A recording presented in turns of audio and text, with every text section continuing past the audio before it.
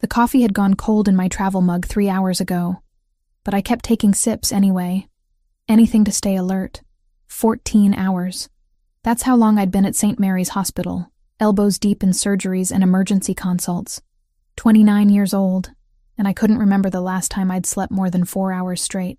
The exhaustion lived in my bones now, permanent as the thin scar on my left forearm from a scalpel accident during my residency. It was Tuesday night, nearly midnight, when I finally signed off on my last patient chart and grabbed my jacket from the staff lounge. The hospital always felt different at this hour. Quieter. The daytime chaos of gurneys rattling down hallways and overhead pages calling for doctors had faded into something almost peaceful. Almost. I pushed through the emergency exit doors into the October night. Boston cold hit my face immediately, that kind of damp chill that seeps through every layer you're wearing. The parking lot stretched out before me, half empty under flickering yellow security lights that had needed replacing for months. I'd parked in the back corner near the maintenance shed because I'd arrived at 6 that morning when the closer spots were already taken by the night shift nurses. My Honda waited for me in the distance, a faithful companion that had seen better days. The paint was faded. There was a dent in the passenger door from where someone had hit me in a grocery store parking lot 2 years ago. And the check engine light had been on for 3 months. But it ran. That was all that mattered. I made it halfway across the asphalt before I realized I'd forgotten my umbrella in the lounge. Again, I was always forgetting things lately. Keys, my phone, to eat lunch. The small details that normal people remembered without thinking. The sky opened up without warning. Rain came down in sheets so thick I could barely see 10 feet ahead. October in Boston meant weather that changed its mind every 5 minutes. Sunshine to downpour in the span of a heartbeat. I started running, keys jangling in my jacket pocket, scrubs already soaked through. The fabric clung to my skin, cold and uncomfortable. Water ran down my neck, into my collar, down my spine. My sneakers slapped against wet pavement. That's when my shoe caught on something. Maybe a crack in the asphalt. Maybe just my own clumsiness after being on my feet for 14 straight hours. My ankle twisted. I went down hard. The impact knocked the wind out of me. My knees slammed into concrete first, then my palms scraped against rough asphalt as I tried to catch myself. Pain shot up my legs, sharp and immediate. My scrubs tore at the knees. I felt skin split, felt the sting of cuts opening. I stayed there, kneeling in a puddle in an empty parking lot at midnight. Rain pouring down my neck and soaking through my hair. My hands burned where I'd scraped them. My knees throbbed. And something inside me just broke. Not broke like a bone snapping. Broke like a dam finally giving way after holding back too much pressure for too long. I cried. Not the quiet, dignified kind of crying you do in bathroom stalls between surgeries when you lose a patient. Not the controlled tears you let slip when you're alone in your car after a particularly hard day. The ugly kind. The kind that comes from somewhere deep in your chest and claws its way out whether you want it to or not. Sobs that hurt my ribs. Tears that mixed with rain until I couldn't tell which was which. My whole body shook with it. 2 years. It had been 2 years since I lost her. Maria Grimaldiro. 62 years old. Scheduled mitral valve repair. Routine as these procedures go. I'd done it dozens of times before. The surgical team had gone over every detail that morning. Her charts were perfect. No red flags. No concerning history beyond the valve issue we were there to fix. Everything went according to plan until it didn't. Sudden cardiac arrest. No warning. No reason that made sense. Her heart just stopped responding. One moment the monitors were beeping steadily, showing normal rhythm. The next, the flatlined scream that every surgeon dreads. I did everything right. I shocked her. Once. Twice. 3 times. Administered every drug in the book. Epinephrine. Atropine. Pushed them myself when the nurses weren't fast enough. Started chest compressions until my arms burned and sweat dripped into my eyes despite the cold of the operating room. The attending physician took over when I started losing my grip. My hands were shaking too badly. We tried for 40 minutes. 40 minutes of fighting for her life while her body gave up piece by piece. While the color drained from her skin, and the monitors kept screaming that awful flatline sound that would haunt me forever. She died on my table, under my hands. While I was supposed to be saving her, the hospital review board cleared me, called it an unforeseeable complication, acute myocardial infarction secondary to undiagnosed coronary artery disease that hadn't shown up on any of her pre-surgical scans. Not my fault, they said. Nothing I could have done differently, they assured me. Statistics supported them. Sometimes patients just died. Sometimes hearts gave out for reasons no one could predict. Sometimes the best surgeon in the world couldn't save someone whose time had simply come. But that didn't matter. None of the logic mattered. None of the statistics or review board findings or reassurances from colleagues changed the fundamental truth.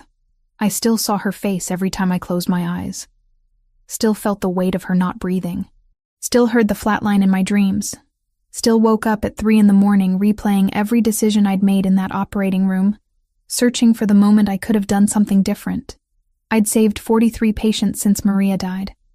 43 hearts that kept beating because I knew exactly where to cut, where to stitch, how to repair what was broken.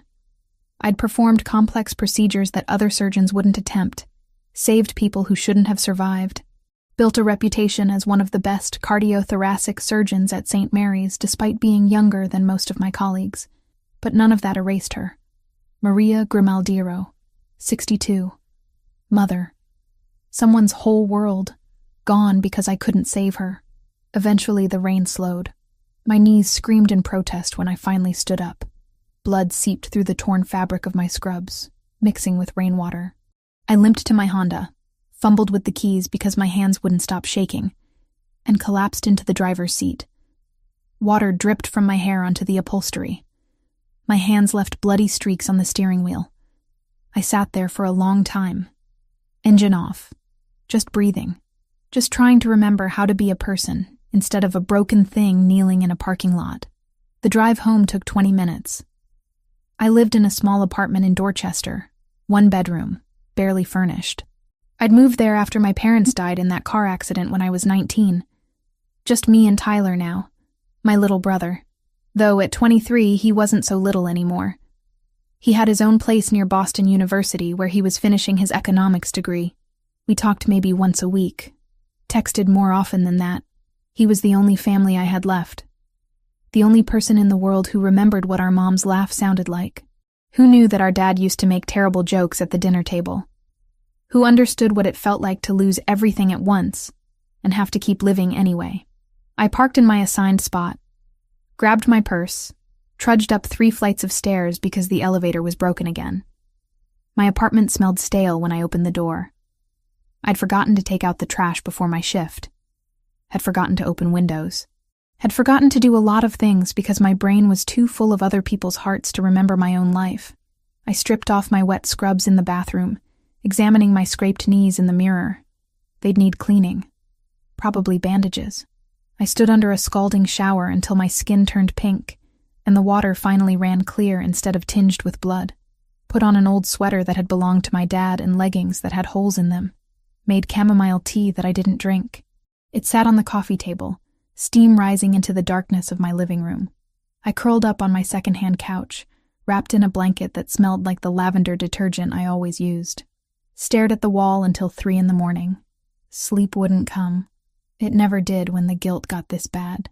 At 3:15 I gave up, grabbed my laptop from the coffee table and opened it. The screen's blue light hurt my eyes in the darkness. My fingers moved on autopilot, typing the same search I'd typed every week for the past 2 years. Maria Grimaldiro obituary. The page loaded. I read it again even though I'd memorized every word by now. Every comma. Every capital letter. Maria Teresa Grimaldiro, 62 of Boston, passed away unexpectedly on October 15th. Beloved mother of Lucas. Devoted friend to many. Known for her generous spirit and warm heart. Maria spent her life caring for others, volunteering at St. Anthony's Church and supporting local charities. She will be deeply missed by all who knew her. Services held at St. Anthony's Church. Burial at Oak Ridge Cemetery. I'd gone to her funeral. Stood in the back of the church where no one would recognize me. Watched her family grieve from a distance. Saw her son, A man about my age with dark hair and darker eyes, standing at the front pew with shoulders so rigid they looked like they might snap. He never cried, just stood there, stone-faced, while person after person came up to offer condolences he clearly didn't want. I'd left before the burial. Couldn't watch them lower her casket into the ground. Couldn't face what I'd done. But tonight, staring at that obituary for what felt like the 100th time, something shifted. The address of Oak Ridge Cemetery was listed at the bottom, 40 minutes outside Boston. I'd known it was there all along, but I'd never gone. The thought formed slowly, like dawn breaking after a long night. I could go. Right now. Before my shift started at 8. I could see where she was buried. Maybe say the apology I should have said 2 years ago. Maybe find some small piece of peace. I didn't let myself think about it too long. Thinking led to talking myself out of things. To finding reasons why it was a bad idea. To staying paralyzed in guilt forever. I changed into jeans and a clean sweater, wincing as the fabric brushed against my scraped knees. Grabbed my jacket, shoved my phone and keys into my purse. Left my apartment without looking back. Boston was quiet at 4 a.m. A different city than the one I knew during daylight hours. Streetlights reflected off wet pavement, creating pools of yellow light in the darkness. A few other cars drove past. A man walked his dog on the sidewalk. The world felt suspended, waiting for the sun. I stopped at a 24-hour grocery store on my way out of the city. The fluorescent lights inside were painfully bright after the darkness. An exhausted cashier barely looked at me as I paid for the first flowers I saw. White lilies. They seemed appropriate, clean, respectful. The kind of flowers you brought to someone's grave when you were the reason they needed a grave in the first place. The drive to Oak Ridge took exactly 38 minutes. I counted.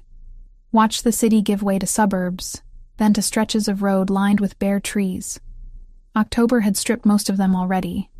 They stood like skeletons against the pre-dawn sky. The cemetery gates were open when I arrived. No one else was there. Just rows and rows of headstones stretching out under a gray sky that promised more rain later. The grounds were immaculately maintained. Grass cut short. Paths swept clean. Trees planted at regular intervals to provide shade during summer months. I drove slowly through the grounds, searching for the section listed in the obituary. Found it near a cluster of old oak trees that gave the place its name. Parked my car and got out, clutching the lilies like they might disappear if I didn't hold on tight. Her headstone was black granite with gold lettering. Simple. Elegant. Maria Teresa Grimaldiro. Beloved mother. The dates of her birth and death. Nothing about how she died. Nothing about the surgeon who failed her. Nothing about the 40 minutes of chest compressions that weren't strong enough to bring her back. I knelt in the grass. It was wet and cold, soaking through my jeans immediately. I didn't care. The pain in my scraped knees flared up again, but I ignored it. "I'm sorry," I whispered. My voice cracked on the words. "I'm so sorry I couldn't save you." The words hung in the air, inadequate, pathetic, but they were all I had. I pulled dead leaves away from the base of the headstone, arranged the lilies carefully in the bronze vase built into the stone, traced the letters of her name with my fingertips, feeling the grooves carved into granite. I don't know if you can hear me. I don't know if it matters, but I think about you every day. I've saved so many people since you died, 43, but none of them erase what happened. None of them bring you back, and I'm so tired of carrying this. I stayed there until the sun started to rise, until the sky turned from black to gray to pale orange at the edges, until my knees went numb and my hands were frozen and my tears had dried into salt tracks on my cheeks. When I finally stood to leave, something had loosened in my chest. Not forgiveness, not peace, but something close to it. The smallest bit of release, like a knot that had been pulled tight for 2 years had finally loosened just enough to let me breathe. I promised her I'd come back, that this wouldn't be the last time, that I'd keep her grave clean and bring her fresh flowers and make sure someone remembered her besides just the people who had known her in life. Then I drove back to the hospital and started another shift. Saved 3 lives that day. Went home. Slept for 5 hours without dreaming of flatlining monitors. After that first visit, I couldn't stay away. The peace I'd felt at Maria's grave, however fleeting, was the first relief I'd experienced in 2 years. Something about being there, speaking to her, apologizing out loud instead of just in my head at 3 a.m. It mattered. So I went back. Wednesday morning, 6 o'clock. Before my shift started at 8, I drove the 38 minutes to Oak Ridge Cemetery with fresh lilies in the passenger seat. The sun was just starting to rise, painting the sky in shades of pink and gold, beautiful in a way that made my chest ache. I found her grave easily this time, knelt in the grass, which was slightly drier than it had been during that first rain-soaked visit, removed the wilted flowers from the bronze vase, replaced them with fresh ones, cleaned the headstone with the sleeve of my jacket until the black granite shone. I came back, I told her. My voice sounded small in the vastness of the cemetery. Like I promised. I stayed for 20 minutes, long enough to feel that same loosening in my chest. Then I drove to the hospital and performed 2 surgeries that day. Both patients survived. The following Wednesday, I went again. Same time. 6 a.m. This time I brought pink roses because the grocery store had run out of lilies. I told Maria about a particularly difficult surgery I'd done the day before. A 70-year-old man with triple bypass. He'd made it through. Would probably see his grandchildren graduate high school. I wish I could have done that for you, I whispered. Wish I could have given you more time. By the 3rd week, it had become something I needed. A ritual that grounded me. Every Wednesday at dawn, I'd wake before my alarm, shower quickly, grab coffee from the machine in my apartment building's lobby, and drive. The 40-minute commute became meditation. Time to breathe before the chaos of the hospital consumed me. I varied the flowers, white lilies, pink roses, yellow carnations. Once, purple irises because they reminded me of my mother's garden when I was a child. I'd clean the headstone, arrange the blooms, talk to Maria about my week, about patients I'd saved, about the ones I couldn't, about the exhaustion that never quite left my bones. It helped. More than I'd expected. The guilt didn't disappear, but it became something I could carry instead of something that crushed me. Megan Foster noticed the change first. We'd gone through surgical residency together, ended up at St. Mary's around the same time. She was an orthopedic surgeon, brilliant with bones and joints. We'd grab coffee in the hospital lounge between shifts, decompress together after particularly brutal days. It was during one of those coffee breaks, 3 weeks after I'd started visiting the cemetery, that she cornered me. Okay, what's going on with you? Megan set her mug down on the table between us, her dark eyes studying my face with the same intensity she probably used to examine x-rays. I looked up from my phone where I'd been reading through patient notes. What do you mean? You seem different. Less tense. You're actually sleeping, I can tell. The circles under your eyes aren't as dark. She leaned forward, elbows on the table. Did you start therapy? New medication? Find religion? I laughed despite myself. None of the above. Then what? Because whatever it is, keep doing it. You look more like yourself than you have in months. I wanted to tell her. Almost did. But how could I explain that I'd been visiting the grave of a patient I'd lost 2 years ago? That I'd turned it into a weekly ritual? It sounded obsessive. Maybe it was obsessive, but it was helping. So I wasn't about to stop. Just working on some stuff, I said vaguely. Trying to take better care of myself. Megan raised an eyebrow but didn't push.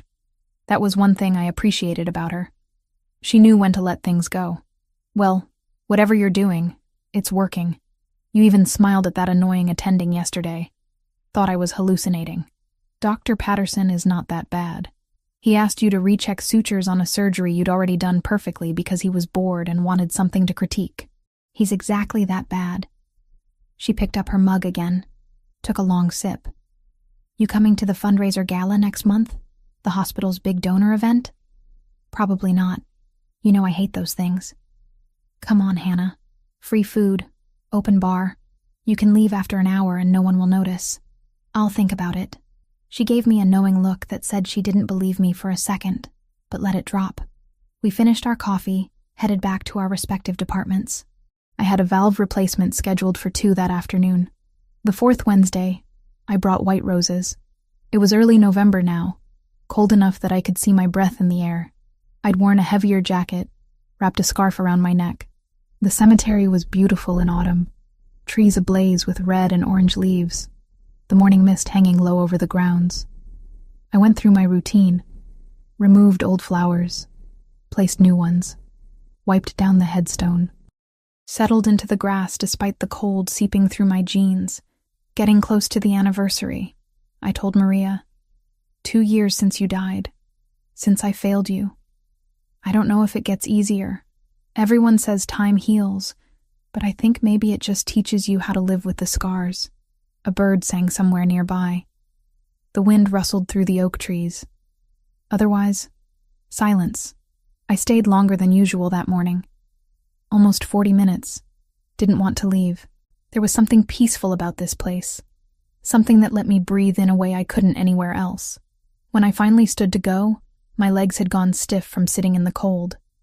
I stretched, wincing as my knees protested. Turned to walk back to my car. That's when I saw the SUV. Black, expensive looking. Parked about 50 yards away near another cluster of graves. I hadn't noticed it when I'd arrived. Must have pulled up while I was lost in conversation with Maria's headstone. I didn't think much of it. Other people visited loved ones here. Of course, there would be other cars. I climbed into my Honda, started the engine, let it warm up for a minute before pulling away. The next Wednesday, it rained. Torrential downpour that started the moment I stepped out of my apartment building. I stood there holding my keys, looking up at the dark sky, debating whether to skip my visit for the first time since I'd started, but I knew I wouldn't. Couldn't. Breaking the routine felt wrong, like I'd be failing Maria all over again. So I grabbed my jacket with the hood, the one that was supposedly waterproof but leaked at the seams, and drove to the cemetery anyway. The rain was so heavy I could barely see the road, had to slow to 30 miles an hour on the highway. What should have been a 38-minute drive took almost an hour. I'd stopped at a different grocery store this time, one that was open early. They didn't have my usual flowers. I ended up with pink roses.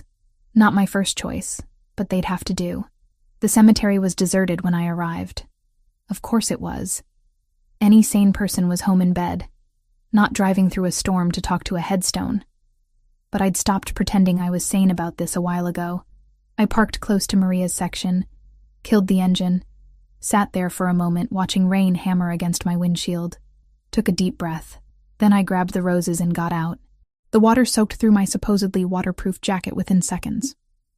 Rain ran down my neck, plastered my hair to my skull, turned my jeans heavy and cold. I trudged across the grass, shoes squelching with every step. Maria's grave looked lonely in the storm. The flowers I'd left last week were beaten down by rain. I knelt in the mud, not caring anymore about staying dry. I was already drenched. "Sorry about the pink roses," I said, raising my voice to be heard over the downpour. "They were out of lilies. Seems like everyone's buying flowers today." I pulled the dead flowers from the vase, set them aside, arranged the new roses carefully despite my numb fingers. Then I just knelt there, rain pouring down, and let myself feel everything I'd been holding back all week. I'm so tired, Maria. So tired of carrying this, of feeling like I failed you. I know you probably wouldn't want me to torture myself like this, but I can't stop, can't let go. The rain kept falling. Thunder rumbled somewhere in the distance. I don't know how long I stayed like that. Long enough for my knees to go numb. Long enough for the cold to seep into my bones. Long enough that when I finally heard footsteps approaching through the mud, I didn't react at first. Then a shadow fell across me. I looked up slowly, rain dripping into my eyes. A man stood beside me, tall, dark hair slicked back from the rain.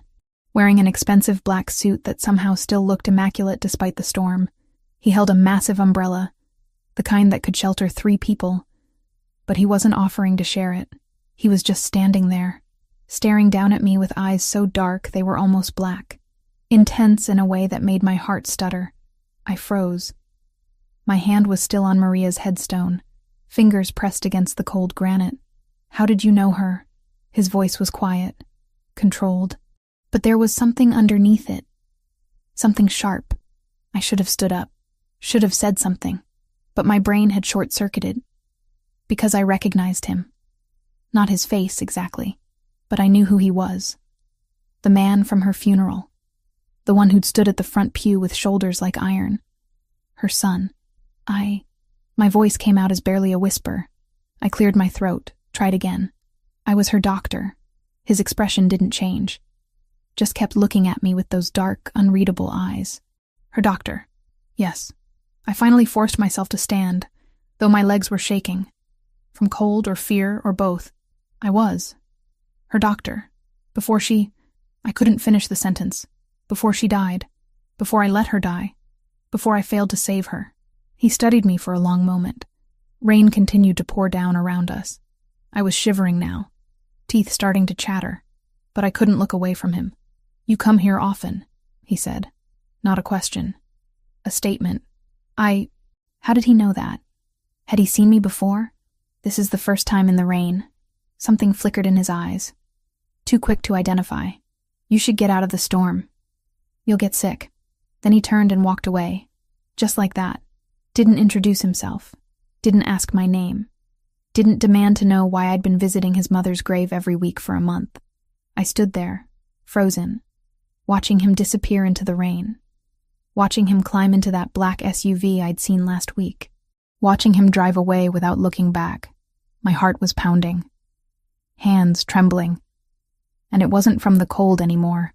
I stumbled back to my car, soaked through, started the engine with shaking fingers.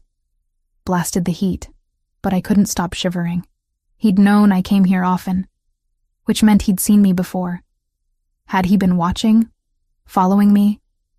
Or did he come here too, to visit his mother, and we'd just never crossed paths until today? I should have asked his name. Should have explained myself better. Should have done something other than stand there like an idiot, while he looked at me with those dark, knowing eyes.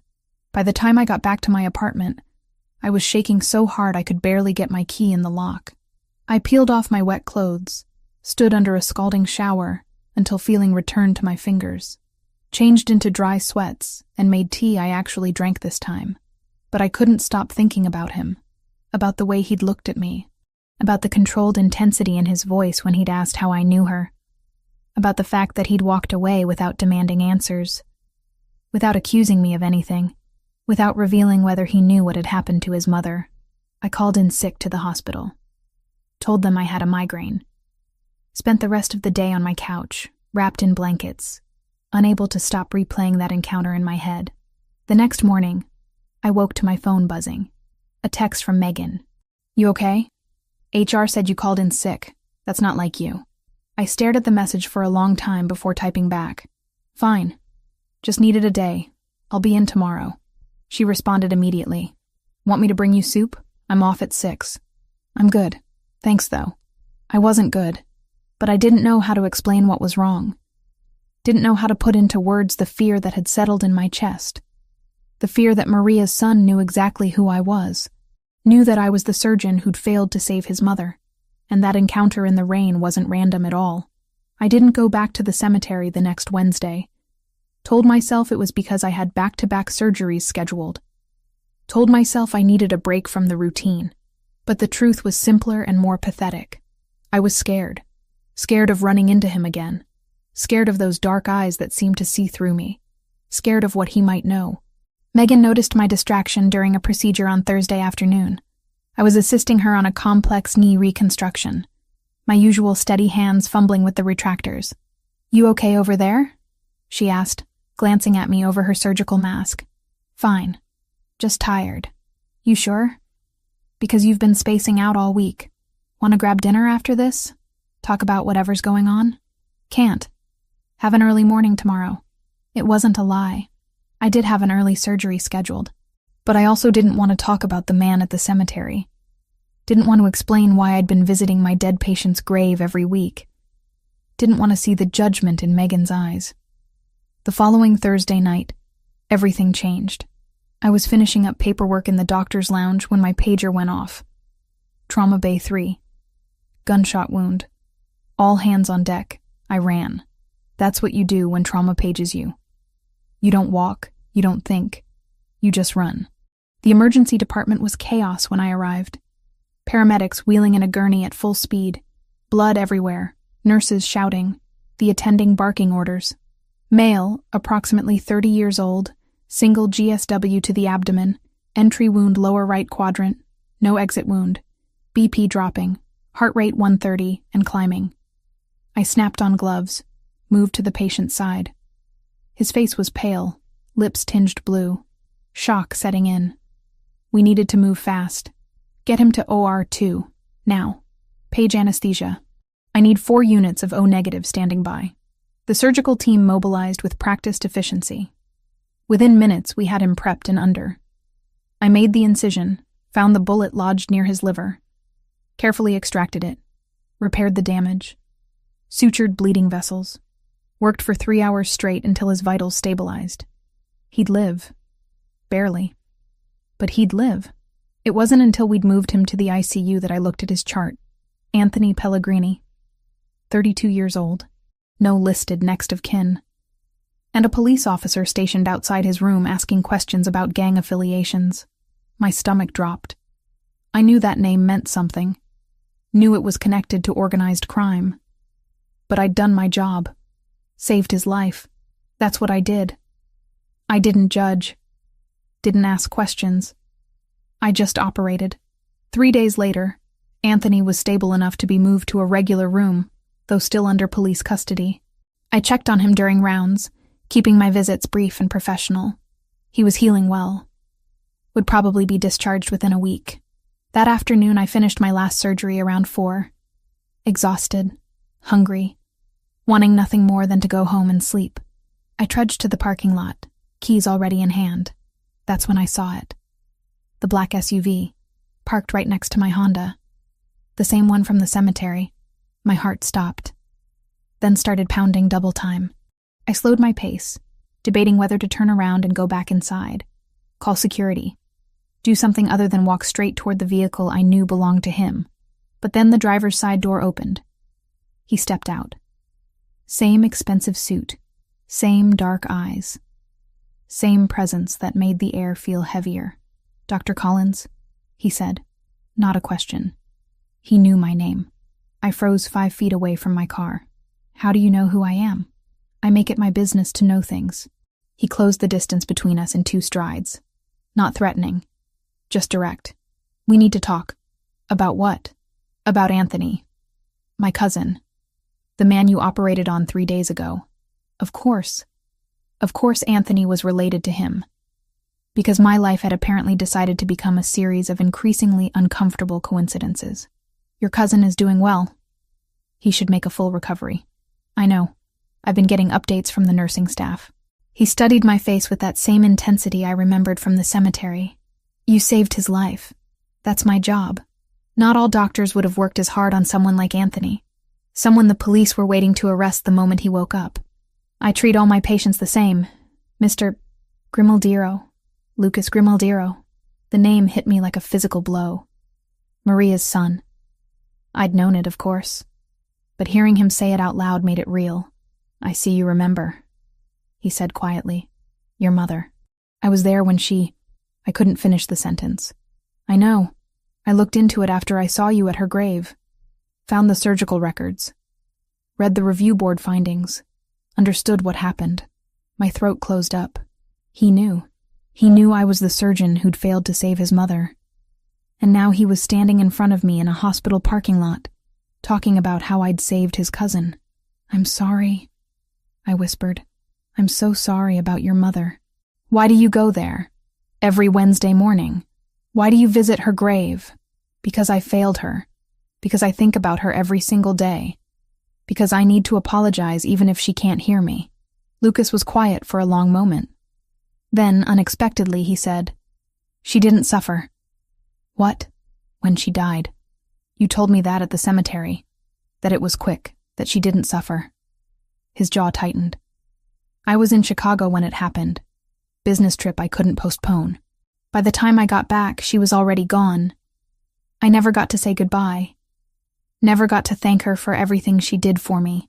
I've been carrying that guilt for 2 years. That's not the same as... Isn't it? You blame yourself for not saving her. I blame myself for not being there. We both carry something we can't fix. He pulled something from his jacket pocket. A business card. Black with gold lettering. Just a phone number. If you ever need anything, Dr. Collins, anything at all, call me. Why would I need to call you? Because you saved my cousin's life when you didn't have to. Because you visit my mother's grave every week and bring her flowers. Because people who do those things deserve to have someone looking out for them. He pressed the card into my hand. Thank you. For trying to save her. For not giving up. Then he turned and walked back to his SUV. Got in. Drove away. Left me standing there holding a business card and trying to process what had just happened. He'd thanked me. The son of the woman I'd failed had just thanked me. I got in my car, hands shaking, and just sat there for a long time. The card felt heavy in my palm. I should throw it away.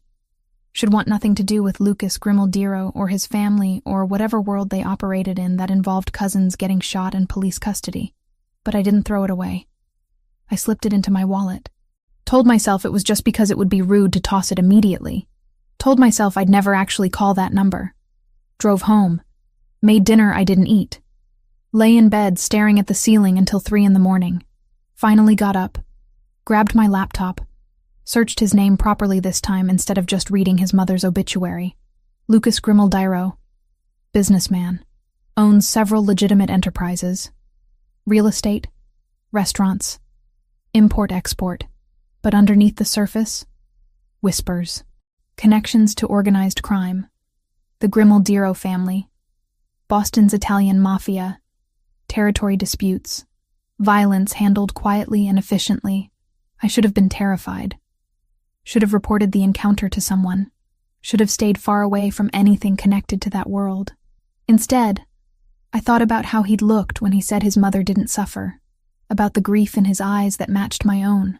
About the fact that he'd thanked me instead of blamed me. 2 days later, I went back to the cemetery. Early morning. Gray sky threatening rain. I brought white roses this time and knelt in front of Maria's grave like I always did. Your son came to see me, I told her. Lucas, he's not what I expected. He thanked me. Even though I couldn't save you, he thanked me. The wind rustled through the oak trees. A bird called somewhere in the distance. I don't know what to do with that, I admitted. Don't know what any of this means. But I wanted you to know, your son is a good man, despite everything else. He's good. I stayed for 20 minutes, then drove to the hospital and started another day of surgeries. Saved 2 lives, lost none. The card stayed in my wallet. I didn't call, but I didn't throw it away either. Lucas called me 2 days later. I was in the middle of reviewing post-operative reports when my cell phone rang. Unknown number.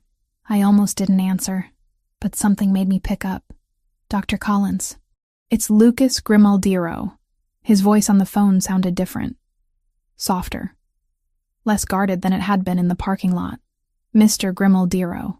I set down my pen, heart already racing. Is something wrong with Anthony? Anthony's fine. Being discharged tomorrow, actually.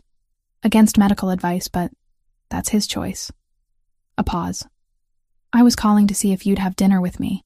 Tonight, if you're free. I should have said no. Should have made an excuse about being on call or too busy or literally anything else. But instead, I heard myself say, where? There's a restaurant in the North End. Bellinati. Do you know it? I can find it. 7 o'clock. I'll have a table reserved under my name. He hung up before I could change my mind. I sat there staring at my phone, wondering what I'd just agreed to. Megan cornered me in the lounge 20 minutes later. Okay, you've been weird all week and now you're smiling at your phone. What's going on? Nothing. Just a dinner. A dinner? She raised both eyebrows. With who? Someone I met recently. Hannah Collins has a date. Alert the media. She grinned. Good for you. When's the last time you went on an actual date? 2 years? It's not a date, just dinner. Right, just dinner with someone who makes you smile at your phone. She grabbed her coffee. Wear something nice. And text me when you get home so I know you're alive. I didn't tell her who the dinner was with. Didn't tell her anything else. Just finished my shift, went home, and stood in front of my closet for 20 minutes trying to decide what to wear. Eventually settled on black pants and a cream sweater. Simple, professional, not trying too hard. I left my hair down, put on minimal makeup, grabbed my jacket and keys. Bella Notte was tucked away on a quiet side street in Boston's North End, the city's Italian neighborhood. Small, elegant, the kind of place that didn't advertise because they didn't need to. The host greeted me at the door. "Dr. Collins, Mr. Grimaldiro is waiting for you." He led me through the main dining room to a private area in the back. Quieter, more intimate. Lucas stood when he saw me, buttoning his suit jacket in a gesture that seemed automatic. "Thank you for coming." "Thank you for inviting me." I sat in the chair he'd pulled out, feeling awkward. Out of place. "This is a beautiful restaurant. My family owns it. Well, my aunt runs it. But the recipes are my mother's." He sat across from me, and for the first time I saw something other than intensity in his eyes. Softness. Grief. She used to cook here on weekends. Said it kept her connected to her roots. A waiter appeared with wine, poured 2 glasses without asking, then disappeared. Lucas raised his glass slightly. "To my mother, and to the doctor who tried to save her." I didn't know what to say to that, so I just lifted my glass and took a sip. The wine was rich, smooth, probably expensive. "Tell me about her," I said quietly. "Your mother. Not as a patient, as a person."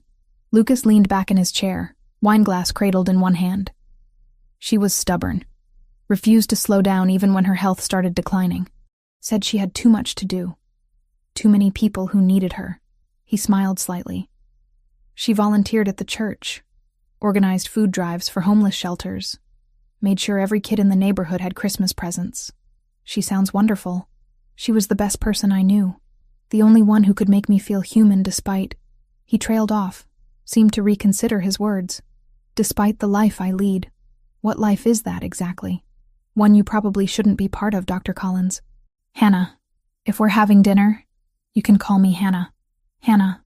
He tested my name, the syllables careful on his tongue. "My family is complicated. Has been for generations. The legitimate businesses are real, the restaurant, the real estate holdings.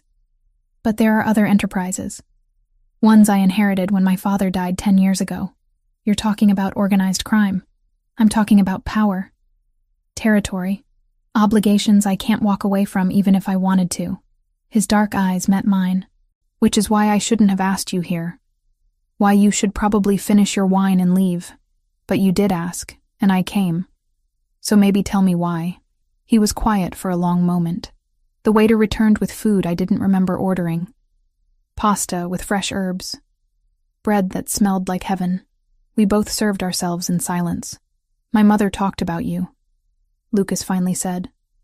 "Not by name, but she mentioned the young female surgeon who was assigned to her case. Said you had kind eyes, that you explained everything carefully. Made her feel safe." My throat tightened. I wish I could have saved her. So do I. "But that's not why you're here." He set down his fork. "You come to her grave every week. Bring her flowers. Clean the headstone. You saved my cousin when you could have let him die on that operating table and no one would have questioned it. You don't judge. Don't demand anything. You just care. Is that so unusual? In my world? Yes." He picked up his wine glass again. "I haven't connected with anyone since she died. Haven't wanted to. But then I saw you kneeling in the rain talking to her grave and something shifted. Lucas, I don't know what you're expecting from this dinner, but I'm not expecting anything. Just wanted to share a meal with someone who understands what it's like to carry guilt you can't put down." His phone buzzed on the table. He glanced at it, frowned, silenced it. "Tell me about your life, Hannah, outside the hospital." So I did. Told him about losing my parents when I was 19, about raising Tyler alongside finishing medical school, about the long hours and the exhaustion, and the way my entire identity had become wrapped up in saving people. We talked through dinner, then dessert, then coffee. The conversation flowed easier than it should have. He asked questions that showed he was actually listening, shared stories about his mother that made me laugh, mentioned his aunt who ran the restaurant. His cousin Anthony, who was apparently notorious for getting into trouble. He's been arrested 4 times. Lucas said with something that might have been affection. Never learns. But he's family. Family means everything to you. It's all I have left. When the check came, Lucas paid despite my protests. Walked me to my car like a gentleman from another era. The night air was cold, my breath visible. "Thank you for this," I said, fumbling with my keys. "For dinner. For talking about your mother. It helped. We should do it again. Next week. Same time. Lucas, I don't think... Just dinner. Nothing more. I promise." He stepped closer, not touching, but near enough that I could feel his warmth. "I know this is complicated. No, you shouldn't be anywhere near me. But I'd like to see you again." Every rational thought in my head screamed to say no, to walk away from this man and whatever darkness surrounded him. But standing there in the cold Boston night, looking into eyes that reflected the same grief and loneliness I felt, I couldn't make myself refuse. "Okay. Next week." He smiled. Actually smiled. It transformed his face from hard and dangerous to something almost boyish. "Next week, then. Drive safe, Hannah." I got in my car, started the engine, watched him walk back toward the restaurant in my rearview mirror. My hands were shaking, not from fear, from anticipation. I texted Megan when I got home like I'd promised. "Home safe. Dinner was good." She responded immediately. "Just good? Need details tomorrow." I didn't give her details. Didn't tell her that I'd had dinner with a man connected to organized crime. Didn't mention that I'd agreed to see him again. Just went to bed and lay awake thinking about Lucas's smile and the way he'd said my name. The following Wednesday, I went back to the cemetery. Found Lucas already there, standing beside his mother's grave with fresh roses. White ones. Same as mine. "We keep meeting here," he said without turning around. "Seems to be a pattern." I knelt beside him, placed my flowers next to his. "Do you come every week too?" "When I can. Business doesn't always allow it." He crouched down, traced his mother's name on the headstone. "Thank you for last night. For listening. Thank you for inviting me." We stayed there together for 20 minutes. Not talking. Just existing in shared grief. When we finally stood to leave, Lucas caught my hand. "Same restaurant. Same time. This week. You're persistent." "I know what I want, Hannah. And I want to know you better." He let go of my hand, walked to his SUV, drove away. Left me standing there with a racing heart, and the certain knowledge that I was walking into something I didn't fully understand. But I went anyway.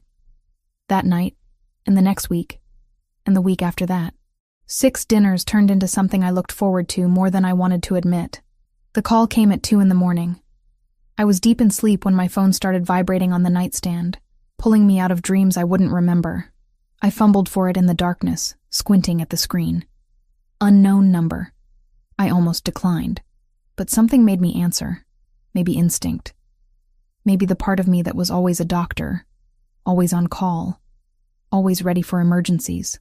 "Hello?" "Hannah," Tyler's voice, shaking, terrified. "Hannah, I need help." I sat up so fast my head spun. "Tyler, what's wrong? Are you hurt? I'm at the police station. They're saying I owe money. A lot of money. These guys, they came to my apartment and they said if I don't pay $20,000 by tomorrow, they're going to..." His voice cracked. "Hannah, I'm scared." My heart stopped. $20,000. "What did you do?" "It was just a poker game. Some guys from school said it was casual, just for fun. But it wasn't casual and I kept losing, and they said I could pay them back later. But now they want it all at once, and I don't have it." Words tumbling out in a panicked rush. "I'm so sorry. I'm so sorry. I didn't mean for this to happen." I closed my eyes, trying to think through the fear. Who are these people, Tyler? I don't know. Russians, I think. One of them had an accent. "Hannah, what do I do?" Russians. My mind immediately went to the Bratva, the Russian organized crime network I'd read about when researching Lucas. This was bad. This was very bad. "Okay, listen to me. Did they hurt you?" "No. But they said..." He took a shaky breath. "They said if I don't have the money by Friday, they'll break my legs. Maybe worse." Friday. That gave us 48 hours. I had $8,000 in my savings account. Money I'd been putting aside for years, barely scraping by to save anything at all. The bank wouldn't give me a loan. I'd already tried for a car loan last year and been denied due to my student debt. I didn't have family with money. Didn't have anyone I could ask for help. Except I did. I had Lucas's card in my wallet. Had kept it there for 5 weeks now, telling myself I'd never use it. Stay at the police station until they kick you out. Then go straight home and lock your door. Don't open it for anyone. I'll figure something out. Hannah, I'm so sorry. I know. Just stay safe. I'll call you in a few hours. I hung up. Sat there in the darkness of my bedroom with my heart pounding and my hands shaking. $20,000. 48 hours. My little brother's legs, maybe his life. I pulled out my wallet. Found Lucas's business card, black with gold numbers. Stared at it for a long time. It was 3 a.m. Insane to call anyone at this hour, but Tyler's terrified voice kept echoing in my head. I dialed before I could change my mind. Lucas answered on the second ring. His voice was alert. No trace of sleep. Hannah, I'm sorry to call so late. I need help. The words came out strangled. It's my brother. He's in trouble. Where are you? Home. But Tyler's at the police station in Cambridge. He got mixed up in a gambling debt with some Russians, and they're threatening to hurt him if he doesn't pay $20,000 by Friday. Silence on the other end. Then, I'll be at your apartment in 20 minutes. Text me the address. Lucas, I can't ask you to. You're not asking. I'm offering. Send me the address. He hung up. I sat there holding my phone, wondering what I'd just done. But Tyler's safety mattered more than my pride or my fear of owing Lucas Grimaldiro.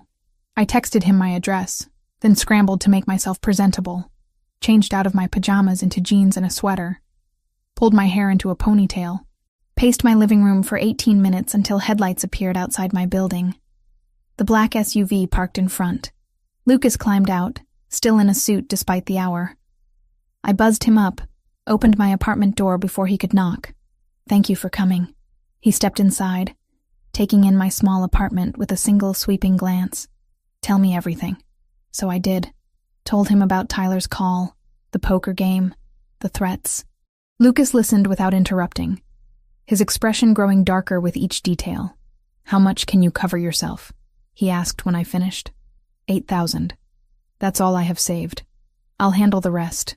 Lucas, I can't just take $12,000 from you. You're not taking it. You're accepting help. He pulled out his phone, made a call, spoke in rapid Italian to whoever answered, then hung up and looked at me. The debt will be cleared by noon tomorrow. Tyler's safe. I felt my knees go weak. Just like that? Just like that. He moved closer, close enough that I could see the concern in his dark eyes. But Hannah, you need to understand something. These people don't forget. Even with the debt paid, your brother needs to stay away from any kind of gambling. Anything that could put him back on their radar. He will. I'll make sure of it. Good. Lucas hesitated, then reached out and tucked a strand of hair behind my ear. The gesture was so gentle it made my breath catch. You should have called me sooner. I didn't want to owe you anything. You don't owe me. This is what people who care about each other do. They help. His hand lingered near my face. But if it makes you feel better, we can call it even for you saving Anthony's life. This is worth way more than that surgery. To me, Anthony's life is priceless. So yes, we're even. He stepped back, professional distance returning. Get some sleep. Call your brother in the morning and tell him everything's handled. And Hannah? Yes? No more poker games. Make sure he understands that. I will. Thank you, Lucas. I don't know how to... You don't need to thank me. Just let me take you to dinner tomorrow night. Same place, same time. I nodded, too overwhelmed to speak. He left without another word, his footsteps echoing down the stairwell. I locked my door and collapsed onto my couch, shaking with relief and something else. Something that felt dangerously close to trust. I called Tyler at 7 a.m, told him the debt was cleared, that he was safe, that he needed to promise me he'd never gamble again. He cried, promised, thanked me over and over. How did you get the money? He asked. I have a friend who helped. What kind of friend has $12,000 just lying around? The kind who owns restaurants and real estate. Don't worry about it. Hannah, I'll pay you back. I swear. As soon as I graduate and get a job, I'll pay back every cent. Just focus on graduating. And Tyler, stay away from poker games. Stay away from anything that even looks like trouble. I will. I promise. I love you. I love you too. That night, I met Lucas at Bella Knott as promised. He was already seated when I arrived. Wine poured, a slight smile on his face when he saw me. Tyler's okay? He asked as I sat down. Shaken up, but okay. He wants to meet you, to thank you. That's not necessary. It is to him. You saved his life, Lucas. Or at least saved him from having his legs broken. I made a phone call. That's all. He sipped his wine. The bratva won't bother him again. I made sure of it. I wanted to ask how. Wanted to know what kind of power Lucas wielded that he could make Russian mobsters back off with a single phone call. But I was also afraid of the answer. I need to find a way to pay you back. I said instead. No, you don't. $12,000, Lucas. That's not nothing. To me, it is. He leaned forward. Hannah, I don't want your money. What I want is for you to stop carrying everything alone. You take care of everyone. Your patients, your brother. But who takes care of you? I manage. You shouldn't have to just manage. His hand covered mine on the table. Warm. Solid. Let me help carry some of the weight. That's all I'm asking. I looked down at our hands. At the way his fingers curled around mine like it was the most natural thing in the world. At some point in the past 5 weeks, this had stopped being just dinners with the son of a patient I'd lost. This had become something else. Something deeper and more complicated. I'm falling for you, I whispered. And I don't know if that's a good idea. Probably not. His thumb traced circles on my palm. But I'm falling for you too. Have been since I saw you kneeling in the rain at my mother's grave. Lucas, your world is dangerous. I'm a surgeon. I save lives. I don't know how to exist in a place where people get shot and debts are paid with threats. You don't have to exist in that world. I keep it separate. Always have. He squeezed my hand. But I won't lie to you, Hannah. Being with me comes with risks. People will know you're connected to me. That makes you a potential target. Then maybe we should stop this. Before it goes any further. Is that what you want? I looked into his eyes. Saw the same loneliness and grief I carried. Saw someone who understood loss in a way most people couldn't. Saw a man who'd dropped everything to help my brother in the middle of the night without asking for anything in return. No, I admitted. That's not what I want. Then let's stop overthinking this. Let's just be two people who found each other in a cemetery and decided that maybe grief doesn't have to be carried alone. We had dinner. Talked about everything except the debt and the danger. He told me about his aunt's upcoming birthday party. I told him about a particularly difficult surgery I had scheduled. We laughed about Anthony's terrible jokes, shared dessert, held hands across the table like teenagers. When he walked me to my car later, he pulled me close and kissed me for the first time. Gentle at first, then deeper. His hands cupped my face like I was something precious, something worth protecting. I'll keep you safe, he murmured against my lips. I promise. And despite every logical reason not to, I believed him. 5 weeks became 6, then 7. Our dinners continued twice a week. Wednesday mornings at the cemetery became something we shared, standing side by side in front of Maria's grave, sometimes talking, sometimes silent. I met his Aunt Rosa, who ran Bella Knott and squeezed my cheeks while declaring I was too skinny. Met more of his family at a birthday party where everyone spoke rapid Italian and no one asked what I did for a living. Megan finally cornered me about it during a particularly long surgery. We were 4 hours into a triple bypass, the patient stable, our hands moving in practice synchronization. So are you going to tell me about this mystery man you've been seeing for 2 months? She asked over the beeping monitors. There's nothing to tell. You're glowing, Hannah. You smile now. You actually took a personal day last week. That's not nothing. His name is Lucas. We met at a cemetery. He's complicated. Complicated how? His family is in the import-export business. Megan snorted. That's code for MAFIA, isn't it? My hands paused for a fraction of a second. What makes you say that? Because I have eyes and a brain. The expensive restaurants. The way you're suddenly very vague about where you spend your time. The fact that your brother's gambling debt mysteriously disappeared. She glanced at me over her surgical mask. I'm not judging. I'm worried. You don't need to worry. Hannah, these people are dangerous. He's not dangerous. Not to me. How do you know? Because he held my hand when I couldn't sleep. Because he listened when I talked about Maria without judgment. Because when I'd shown up at his apartment one night after losing a patient, he just pulled me into his arms and let me cry without asking questions. I just do, I said. We finished the surgery in silence. The patient survived, would probably walk out of the hospital in a week. Another life saved. Another tally mark on my redemption scorecard. But that night, everything changed. I was leaving the hospital around 9 when Lucas called. His voice was different. Tense in a way I'd never heard before. Hannah, I need you to do something for me. Don't ask questions. Just do exactly what I say. My stomach dropped. What's wrong? There's been an incident. One of my men was shot. He can't go to a hospital without police getting involved. I need your help. Lucas, I can't perform surgery outside a hospital. That's illegal. I could lose my license. I know what I'm asking. And I wouldn't ask if there was any other option. His voice cracked slightly. It's my aunt's son, Rosa's boy. He's 19, Hannah. If he doesn't get help in the next hour, he's going to die. Rosa, the woman who'd called me too skinny and fed me until I couldn't move. Whose laugh filled Bellanata every night. Who'd lost her husband 5 years ago and lived for her children. Where are you? He gave me an address in Quincy. Bring whatever medical supplies you can carry.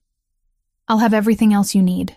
I hung up, stood in the parking lot trying to decide if I was about to throw away my entire career.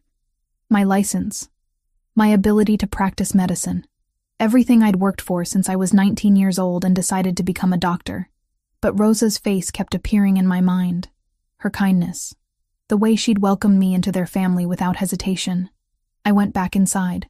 Grabbed supplies from the emergency stockroom, filling a surgical kit with everything I might need for a gunshot wound. Antibiotics, sutures, local anesthetic, surgical tools. Anyone who checked would know what I'd taken. But I'd worry about that later.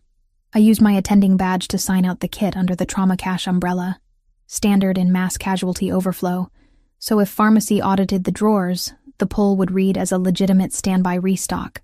It wouldn't fool a determined investigator forever, but it bought me time and kept the night shift from getting blindsided by missing instruments. The drive to Quincy took 25 minutes. The address was a house on a quiet street. Lights on inside, an SUV parked in the driveway. Lucas met me at the door before I could knock. Thank you for coming. Show me the patient. He led me through a modest living room into what looked like a converted bedroom. The boy, and he was just a boy despite being 19, lay on a table covered in plastic sheets. His face was pale, lips tinged blue, shock setting in fast. What's his name? I asked, setting down my kit. Marco. He's losing a lot of blood.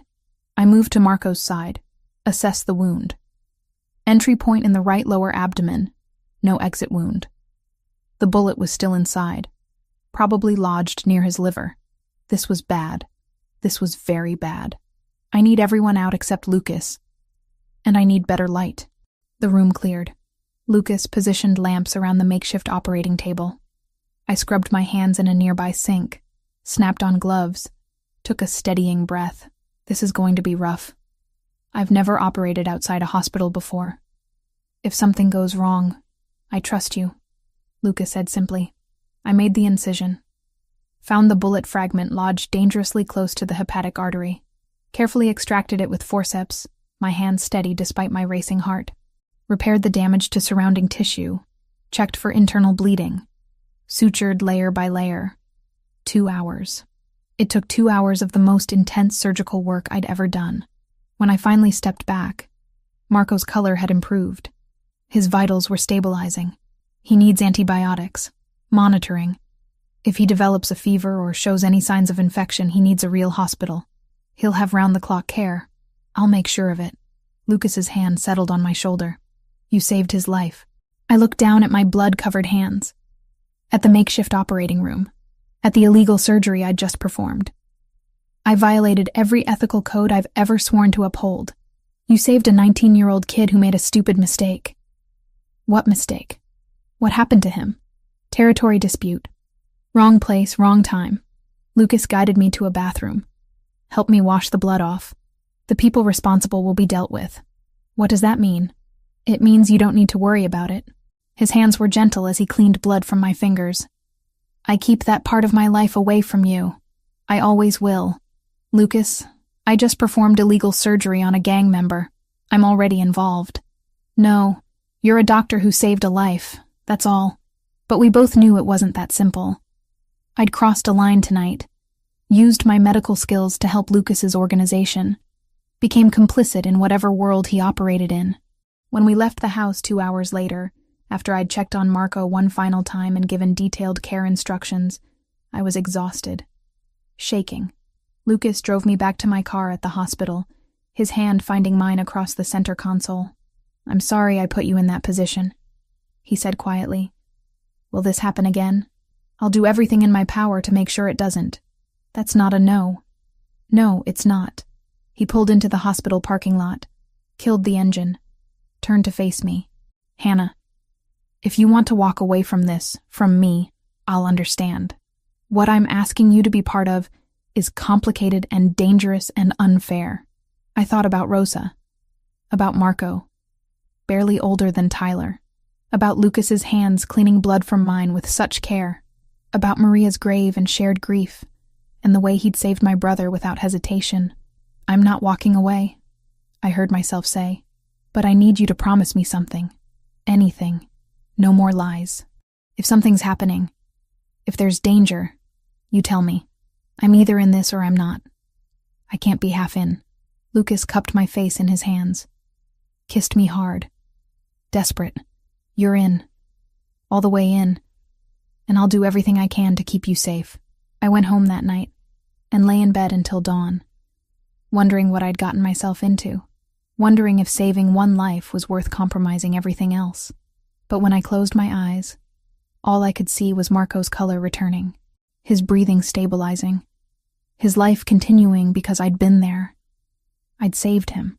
Whatever else happened, whatever consequences I faced, I'd saved him, and maybe that was all that mattered. The days after Marco's surgery blurred together. I went through the motions at the hospital, performing surgeries with steady hands while my mind replayed that night over and over. The blood, the makeshift operating table, the way Lucas had looked at me afterward, like I'd done something heroic instead of something that could cost me my medical license. Megan's concerns echoed in my head constantly. She wasn't wrong. This was dangerous. But every time I thought about walking away, I remembered Lucas's face when he talked about his mother, the way he'd saved Tyler without hesitation, how he made me feel less alone in my grief.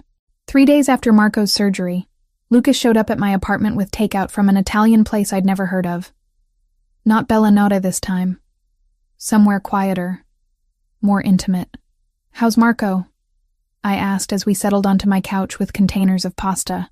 Healing well, no infection. He wants to thank you personally, but I told him that's not happening. Good. I twirled pasta around my fork. Lucas, we need to talk about what happened. I know. He set down his food, turned to face me fully. I put you in an impossible position. Asked you to compromise everything you believe in. And I'd do it again if it meant saving Rose's son. But I understand if that makes you want to walk away. I don't want to walk away. That's what scares me. I met his eyes. I should want to. Should be horrified by what I did. But when I think about Marco dying on that table because I refused to help, I can't regret it. You're a good person, Hannah. Too good for my world. Stop saying that. I'm not some innocent caught up in your darkness. I made a choice. I chose to save him. I chose you. I took his hand. But I need to know what I'm actually choosing. No more keeping me separate from your life. If we're doing this, I need the truth. Lucas was quiet for a long moment. Then he stood, walked to my window, looked out at the dark street below. My family has been in Boston for 4 generations.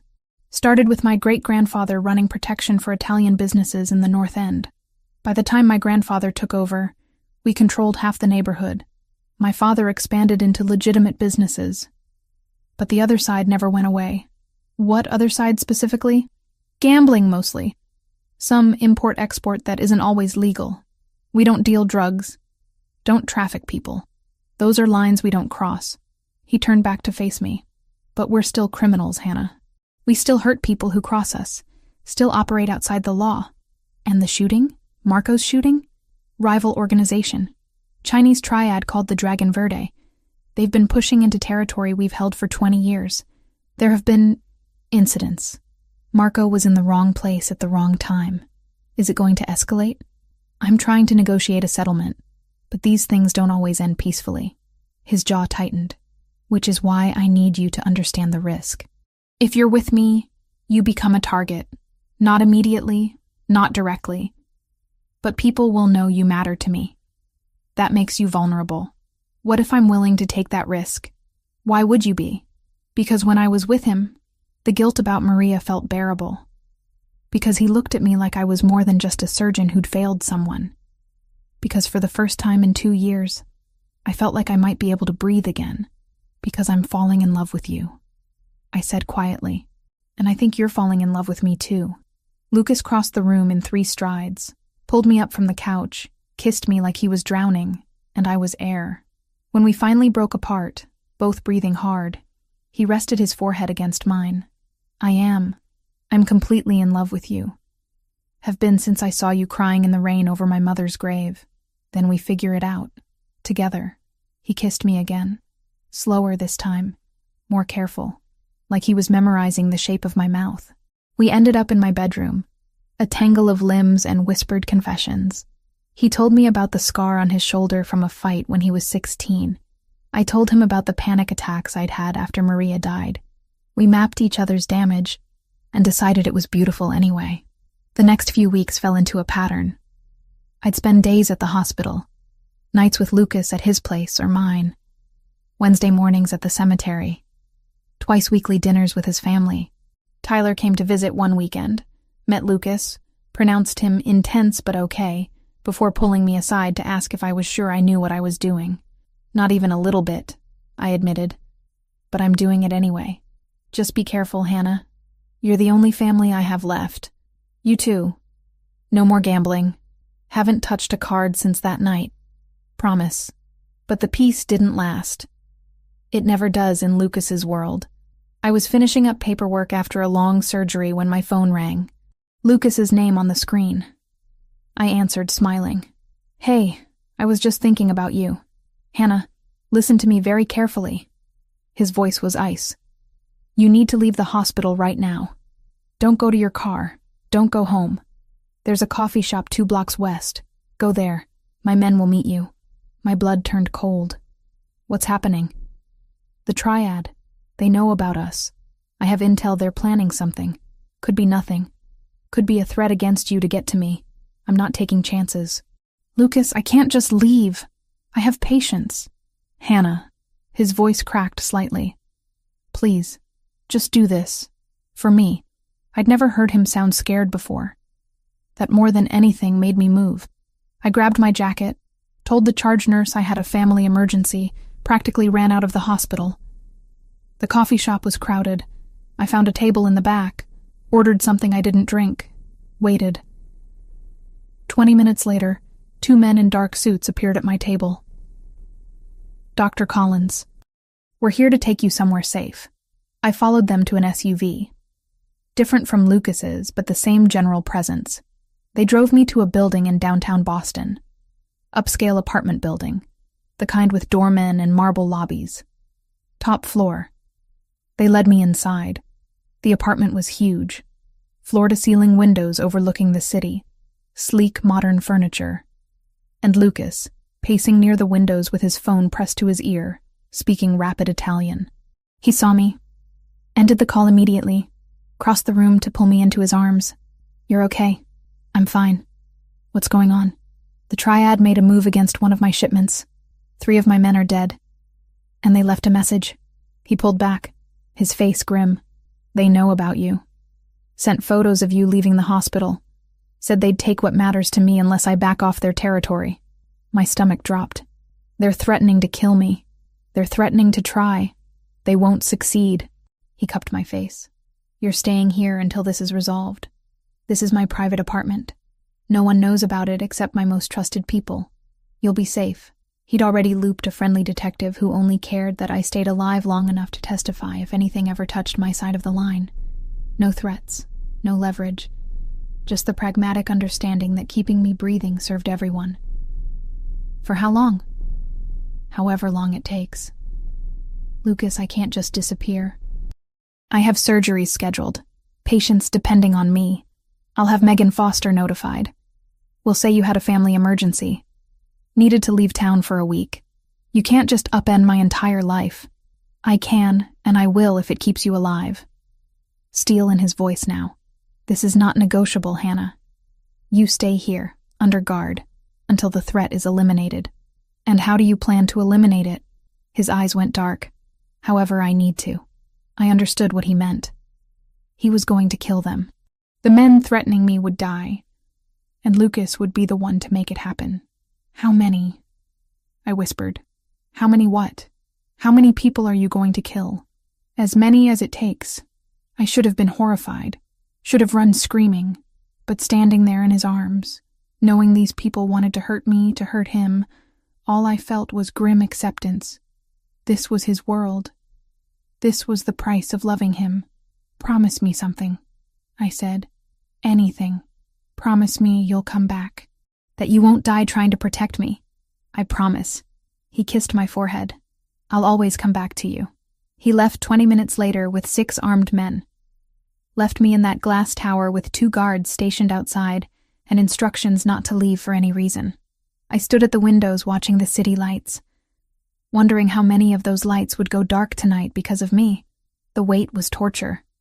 Hours stretched into an eternity. I called Tyler, told him I was fine but couldn't talk long. Tried to sleep, but couldn't.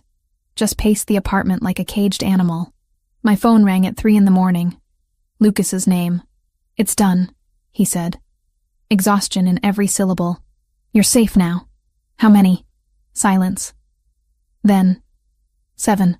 The triad leadership is gone. The rest will fall in line or scatter. Either way, they won't come after you.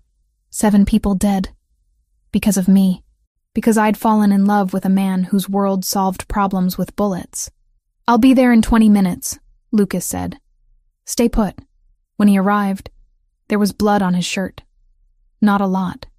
Just a spatter across the collar that he'd missed when cleaning up. He looked exhausted. Haunted. Like he'd aged 10 years in one night. I should have been afraid of him. Should have seen a killer. But all I saw was a man who'd done terrible things to keep me safe. Come here, I said. He came. Let me hold him. Let me clean the blood from his collar with a damp cloth. Let me be the thing that reminded him he was still human. I'm sorry, he whispered into my hair. I'm so sorry you're part of this now. I chose this. Chose you. I pulled back to look at him. But Lucas, we can't keep doing this. I can't live waiting for the next threat. The next war. The next time you have to kill people to protect me. I know. I'm working on changing things. Making the business more legitimate. It takes time, but I'm trying. How much time? A year. Maybe 2. But I'll get us there. I promise. His hands framed my face. I'll build us a life where you don't have to be afraid. Where our children don't grow up in this world. Our children. He'd said it so casually. Like it was a given that we had a future. You think about that? I asked. Having kids with me? Every day. I kissed him. Slow and deep and desperate. Tasting the future he promised. The life we might have if we survived long enough to claim it. We made love in that glass tower as dawn broke over Boston. Gentle and fierce, and tinged with the knowledge that we'd crossed another line tonight. 14 people dead because of the territory war Lucas fought. And I loved him anyway. Maybe that made me broken. Maybe it made me complicit. But lying there in his arms as morning light spilled across the floor, all I could think was that I'd choose him again. Every time. Even knowing the cost. 3 months after the war with the triad ended, I moved out of my apartment in Dorchester. Lucas insisted I stay with him in his mansion in Beacon Hill. The place was enormous, 3 stories of brick and iron gates and security that made Fort Knox look casual, but it felt like a home. His home. And slowly, mine too. I resigned from St. Mary's 2 weeks after moving in. Couldn't reconcile the 2 halves of my life anymore. The doctor who saved everyone, and the woman who'd performed illegal surgery on a gang member, who loved a man responsible for 14 deaths. Megan tried to talk me out of it over coffee one last time. "You're throwing away your career," she said, concern etched across her face. "Everything you worked for since you were 19. I'm not throwing it away. I'm redirecting it." I'd thought about this carefully. Lucas's family foundation funds community clinics in the North End. They need a medical director, someone to oversee operations, hire staff, make sure people who can't afford regular health care get treatment. That's charity work, Hannah. You're one of the best cardiothoracic surgeons I've ever seen. And I'll still be a surgeon. Just at a clinic instead of a hospital. Still saving lives. Just different ones. She studied me for a long time. You love him that much? I do. More than I thought I could love anyone. Then I hope he deserves you. She squeezed my hand. Be happy, Hannah. And call me if you need anything. I promised I would. And when she texted the next morning, "Just checking on you," I answered for once, instead of letting the message sit until the worry turned into silence. Anything at all. The clinic work turned out to be exactly what I needed. Less pressure, more connection with patients. People who couldn't afford insurance, who worked 3 jobs just to feed their families. I treated everything from minor infections to serious cardiac issues. Set up a program for diabetic patients. Partnered with local hospitals for cases that needed more intensive care. Rosa worked there 2 days a week, handling administrative tasks and translating for Italian-speaking patients. Marco, fully recovered from his gunshot wound, started college with plans to become a physician's assistant. Tyler visited once a month, still uncomfortable with Lucas, but grateful for his sister's happiness. Wednesday mornings at the cemetery continued. Lucas and I would stand at Maria's grave together, sometimes bringing flowers, sometimes just standing in comfortable silence. The guilt had softened over the months, not disappeared. It never would, but it no longer crushed me. One particular Wednesday in late March, unseasonably warm with cherry blossoms starting to bloom across Boston, we stood at Maria's grave longer than usual. Lucas had been quiet all morning, distracted in a way that wasn't like him. "My mother would have loved you," he said suddenly. "Would have welcomed you into the family with open arms. Probably would have started planning the wedding the moment she met you. I wish I could have known her. Really known her. Not just as a patient." She was stubborn, opinionated, had very specific ideas about how things should be done. He smiled slightly. "You remind me of her sometimes. The way you stand your ground. Don't let anyone push you around. Is that a compliment?" "It's an observation. And yes, a compliment." He turned to face me fully, taking both my hands in his. "Hannah, I know our relationship started in an unconventional way, that we've been through things most couples don't experience in a lifetime. But you've become everything to me. You make me want to be better. Make me believe I can be more than just the role I inherited." My heart started racing. "Lucas, what are you saying?" He dropped to one knee right there in front of his mother's grave, pulled a small velvet box from his jacket pocket, opened it to reveal a ring, simple and elegant. A single diamond that caught the morning light. "I'm saying that I love you more than I thought I was capable of loving anyone. That you saw the worst parts of my world and chose to stay anyway. That I want to spend the rest of my life making you as happy as you've made me." His voice was steady, but his hands trembled slightly. "Hannah Carter Collins, will you marry me?" Tears streamed down my face. I thought about the long path that had led us here, my failure to save his mother, the cemetery visits, the illegal surgery, the violence and danger, the way he'd saved Tyler without hesitation, how he looked at me like I was the only thing that mattered. "Yes," I whispered, then louder. "Yes, I'll marry you." He slipped the ring onto my finger, stood, pulled me into a kiss that tasted like promise and redemption. When we finally broke apart, both laughing and crying, I noticed fresh flowers on Maria's grave that hadn't been there when we arrived. White lilies, just like the ones I'd brought that very first time. "Did you do that?" I asked. "My Aunt Rosa. I told her I was proposing today. She wanted to make sure my mother was here for it in spirit." I looked down at the flowers, at the grave of the woman whose death had brought us together. "Thank you, Maria," I said quietly, "for everything, for raising him right, for somehow bringing us together. I'll take care of him. I promise." Lucas's arms came around me from behind, his chin resting on my shoulder. "She knows. Somehow, I think she's been orchestrating this from the beginning." We stayed like that for a long time. Then we drove back to the mansion and called everyone we knew. Rosa cried and immediately started planning the wedding. Anthony congratulated Lucas and made inappropriate jokes about bachelor parties. Tyler flew in from a conference to meet us for dinner, shook Lucas's hand, and told him not to screw this up. The wedding happened 4 months later in a small church in the North End, the same one where Maria's funeral had been held. It felt right, like we were closing one chapter and opening another in the same sacred space. I wore a simple white dress. Lucas wore a black suit that made him look like a movie star. Rosa cried through the entire ceremony. Tyler walked me down the aisle with tears in his eyes. Megan stood as my maid of honor, still slightly worried but supportive. When the priest asked if I took Lucas Grimaldiro to be my husband, in sickness and health, for richer or poorer, I looked into those dark eyes that had seen so much pain and said, "I do," without hesitation. And when he kissed me as his wife, the church erupted in applause. The reception was at Bella Nota, the entire restaurant reserved for family and close friends.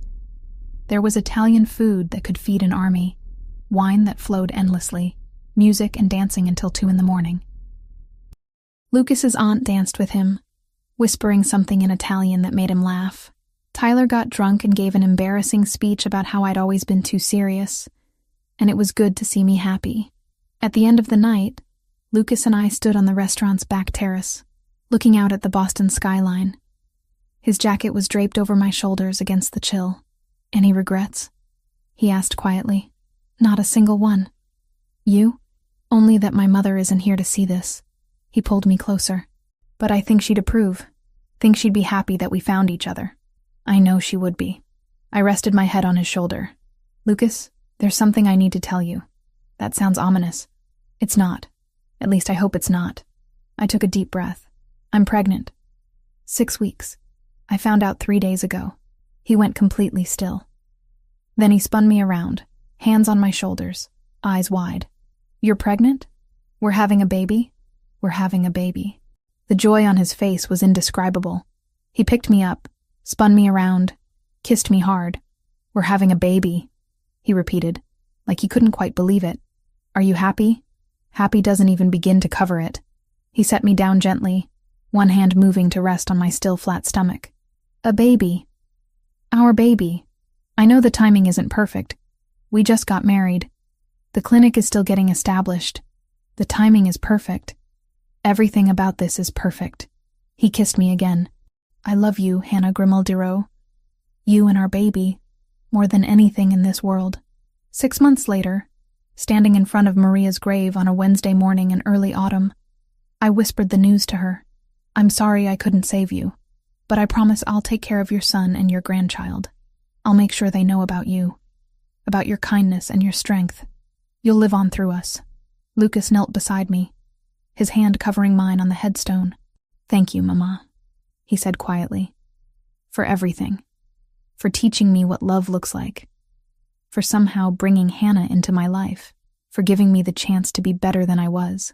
We stayed until the sun rose higher, until warmth touched our faces, until peace settled over us like a blessing.